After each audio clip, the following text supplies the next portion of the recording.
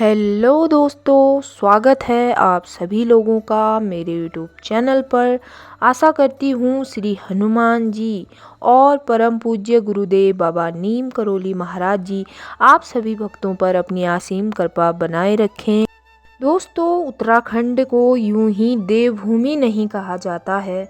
यहाँ की हर घाटी, हर पहाड़ी, हर धारा में दिव्यता बहती है और हर पत्थर पर कोई ना कोई दैविक कहानी चुपचाप बैठी प्रतीक्षा करती है आपकी श्रद्धा की, आपके विश्वास की। आपने अभी तक केदारनाथ, बद्रीनाथ, गंगोत्री, यमुनोत्री जैसे ही 4 धामों के बारे में सुना होगा, जहाँ लाखों भक्त हर साल दर्शन के लिए आते हैं।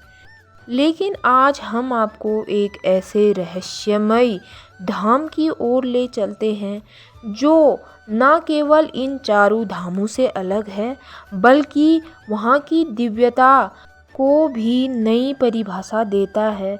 हम बात कर रहे हैं कैची धाम की, वह स्थान जहाँ विराजते हैं भगवान हनुमान जी के जीवित अवतार माने जाने वाले बाबा नीम करोली महाराज जी की एक ऐसे दिव्य साधु जिनकी आंखों में करुणा थी, लेकिन दृष्टि में दिव्यता, जिनके दर्शन मात्र से ही लोगों का भाग्य बदल जाता था। लेकिन यह स्थान केवल भक्ति का केंद्र नहीं, ये एक जीवित चमत्कार है, रहस्यों से भरा हुआ, जहां आस्था और चमत्कारों की रेखाएं एक दूसरे में घुल जाती हैं।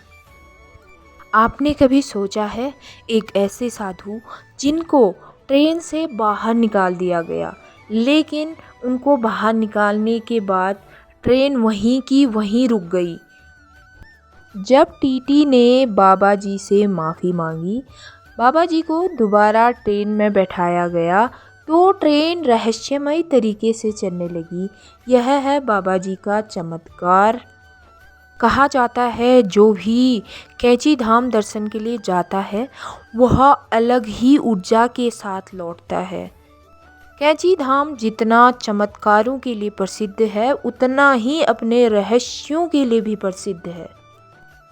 लेकिन क्या आप जानते हैं, जिस स्थान पर आज कैची धाम है वह यूं ही प्रसिद्ध नहीं हुआ, जिसके पीछे एक गहरी और रहस्यमय कथा जुड़ी हुई है जो इस स्थान की नींव बनती है।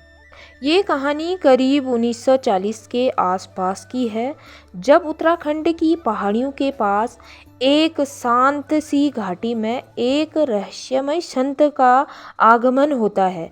उस समय किसी को नहीं पता था कि यह वही नीम करोली बाबा हैं जिनका नाम विश्व में श्रद्धा और चमत्कार का पर्याय बनेगा। एक दिन बाबा घाटी के ऊपर बैठे थे, तभी उन्होंने दूर पहाड़ी पर एक युवक को देखा और आवाज़ लगाई, अरे पूरन जरा इधर आना। लड़का हैरान रह गया।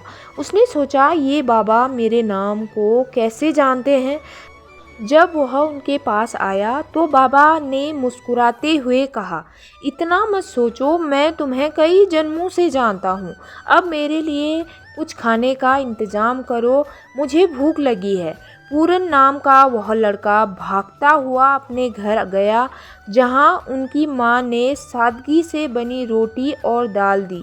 वही भोजन को लेकर वह लड़का बाबा जी के पास पहुंचा। बाबा ने भोजन करने के बाद कहा, पूरन अब तुम गांव के कुछ लोगों को लेकर साथ आओ। जब पूरन गांव के 4-5 लोगों को लेकर लौटा तो बाबा उन्हें साथ लेकर जंगल की ओर चल पड़े।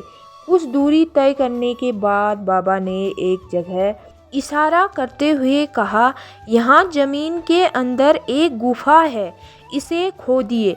पहले तो लोगों को शक हुआ, लेकिन बाबा की बातों में कुछ ऐसा प्रभाव था कि लोगों ने खुदाई शुरू कर दी।